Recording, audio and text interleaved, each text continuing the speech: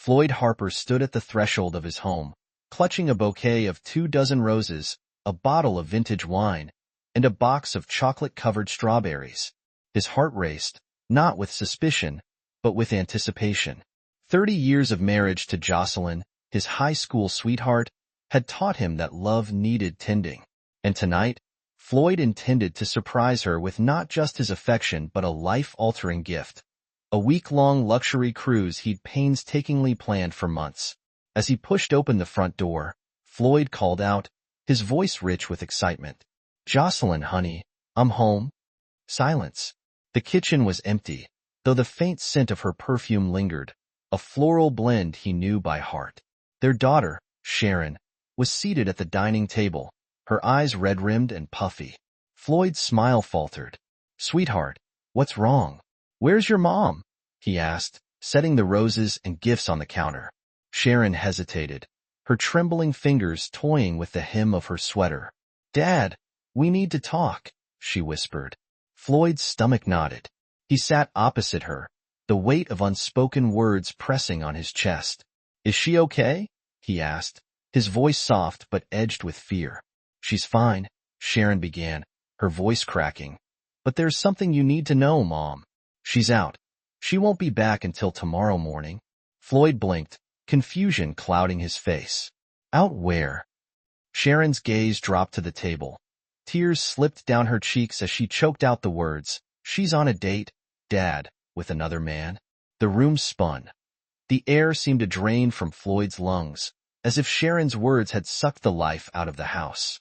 He stared at his daughter, uncomprehending, as if she had spoken in a foreign tongue. "Sharon," he said, his voice dangerously calm, "tell me this is a joke?" Her sobs were the only answer he needed. Floyd rose from his chair, his movements deliberate, but his mind raised in chaos. The last 2 weeks flashed through his mind like a cruel montage. Jocelyn's sudden resurgence of affection, the camel at dinners, the late-night talks, her rekindled passion in their bed, had all felt like a second honeymoon, a renewal of their bond. It wasn't love, he realized now. It was guilt. His fists clenched at his sides, nails biting into his palms, his eyes bore into Sharon. "You knew," he growled. "You knew, and you let this happen. Worse, you helped her, didn't you?" Sharon shrank under his gaze, guilt radiating from her like a beacon. "Dad, please," she sobbed. "Where is she?" he demanded, his voice thunderous. "She's at a restaurant," Sharon stammered. I don't know which one." "And you think that makes this better? You arranged this. You set your mother up with another man." Floyd's voice cracked, raw with anguish. "Daddy, I just wanted her to be happy," Sharon sobbed. "Happy?" Floyd spat, his fury rising. "She was happy. We were happy. And you destroyed that for what? For some stranger who doesn't give a damn about our family." Sharon tried to reach for him, but he pulled back, his rage now ice-cold. "You're no daughter of mine," he said, his voice low and venomous. "Get out." The sound of the door slamming echoed through the empty house as Floyd stood in the wreckage of his trust. His heart pounded like a war drum. He glanced at the roses, the wine, and the strawberries, symbols of a love he now realized was one-sided. The next 2 hours passed in a blur of fury and resolve. Floyd emptied their bedroom of Jocelyn's belongings, piling them in the art studio he had lovingly built for her years ago. Dresses, jewelry, photo albums, even the baby clothes stored in the attic. All of it went into the pile. By dawn, the studio was a monument to his betrayal. At 6 a.m., gasoline soaked the remnants of a life he no longer recognized. Floyd stood in the doorway, a match poised between his fingers. His heart thundered with every tick of the clock, each second driving home the realization that his wife had chosen another man over him. The match fell. Flames roared to life, consuming the past 3 decades in an inferno that lit the sky. As the fire danced in his tear-filled eyes, Floyd turned, walked to his car, and drove away without looking back. Jocelyn might not know it yet, but the life she had taken for granted was gone, and Floyd Harper was no longer a man to be underestimated. Jocelyn Harper adjusted the delicate strap of her black dress, the fabric hugging her figure in a way that made her feel years younger. The excitement in her chest was impossible to ignore, though it was tinged with guilt. She had silenced her phone and tucked it deep into her purse, determined to immerse herself in the night without distraction. Her date, Alex, stood waiting outside the upscale restaurant, his tailored suit exuding charm and confidence. Jocelyn couldn't help but smile as she approached him, her heels clicking softly on the pavement. Alex's eyes lit up as he took her hand and kissed it lightly. "You look breathtaking," he said. Jocelyn's cheeks flushed. "Thank you, Alex. It's been a long time since I felt this alive." Inside the restaurant, the soft hum of jazz music mingled with the clinking of glasses and hushed conversations. Jocelyn felt a rush of exhilaration as Alex pulled out her chair, a gesture she hadn't experienced in years. As they dined, the wine flowed freely, and their laughter grew louder. The world outside faded into irrelevance. Alex leaned closer, his hand brushing hers. "You deserve this," he said, his voice low and sincere. "You deserve to feel wanted, cherished." Jocelyn felt a pang in her chest. For a moment, Floyd's face flashed in her mind, the way he had looked at her with such adoration the night before. She quickly pushed the thought aside. "This is just for tonight," she whispered, almost as if trying to convince herself. Alex smiled, raising his glass. "Then let's make it unforgettable." The sunlight streamed through the curtains of Alex's hotel room, casting a golden glow over the tangled sheets. Jocelyn stirred, her body aching with the remnants of passion from the night before. She glanced at Alex, still asleep beside her, and a wave of regret washed over her. What had she done? Quietly, she slipped out of bed and gathered her clothes, dressing with trembling hands. As she reached for her phone, the screen lit up with dozens of missed calls and messages. Jocelyn's heart sank as she scrolled through them. Floyd's name appeared over and over. She bit her lip, guilt twisting in her stomach. How could she explain this to him? To Sharon? As she stepped out into the cool morning air, she resolved to make things right. She would go home, confess, and beg Floyd to forgive her. Surely, he would understand. The car turned onto her street, and she froze at the sight of flashing lights and the plume of black smoke rising from her backyard. Fire trucks lined the curb, and neighbors stood huddled in small groups, whispering and pointing. Her breath hitched as she bolted from the car, her heels clicking furiously against the pavement. "Mom!" Sharon's voice broke through the chaos. Jocelyn turned to see her daughter running toward her, tears streaming down her face. "What happened? Where's your father?" Jocelyn demanded, her voice cracking. Sharon shook her head. "He's gone, Mom. The fire started in your studio. Everything is gone." Jocelyn's knees buckled, and Sharon caught her, guiding her to sit on the curb. "What do you mean, gone?" Jocelyn whispered. "The studio. All your things." Sharon hesitated, her voice trembling. The weight of Sharon's words crushed Jocelyn. Her heart pounded as she tried to process the enormity of what had happened. She had expected anger, maybe even tears, but this, he left a message. "He said he's done, that you're dead to him," Sharon continued. "No," Jocelyn whispered, shaking her head. He wouldn't do this. He loves me." While Jocelyn was confronting the ashes of her life, Floyd was miles away, seated at a motel desk with a legal pad in front of him. His mind was a whirlwind of emotions, pain, betrayal, and an icy determination that had become his anchor. He had spent the night not wallowing in despair but planning. Jocelyn thought her betrayal was a fleeting mistake, something that could be forgiven with time. She was wrong. Floyd's hand tightened around the pen as he scrolled across the page. He would dismantle the life she had built with him, piece by piece. No mercy, no hesitation. Step 1 was already complete. The studio was gone, reduced to ashes along with the memories of a marriage that no longer existed. But that was just the beginning. Floyd picked up his phone and dialed his lawyer, James. "I want to file for divorce, and I want it to be airtight. No settlements, no loopholes." "She gets nothing," he said, his voice steady.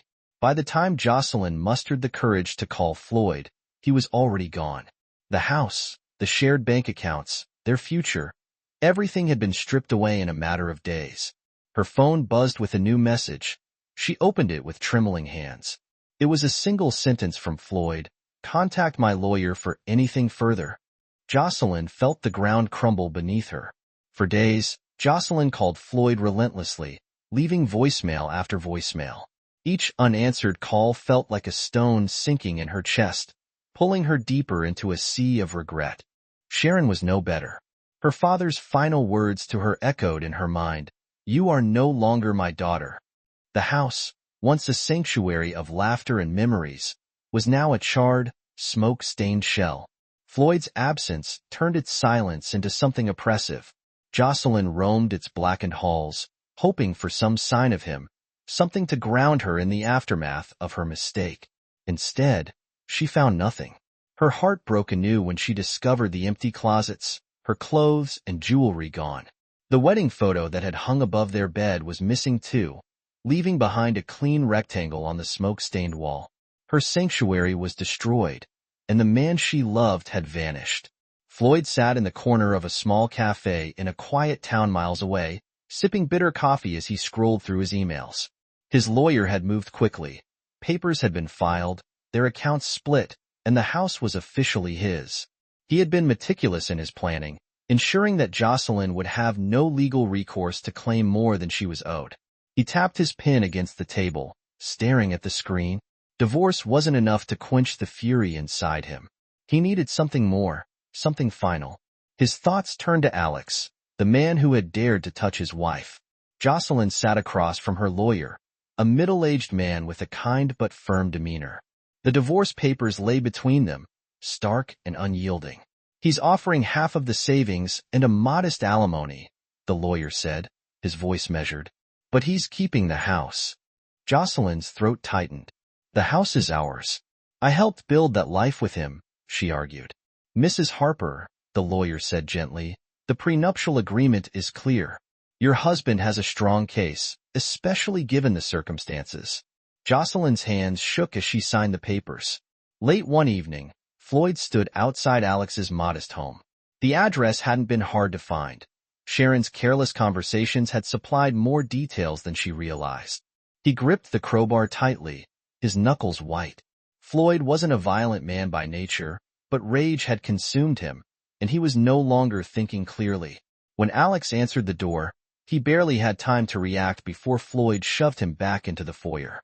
"You know who I am, Floyd," he hissed, his voice cold and sharp.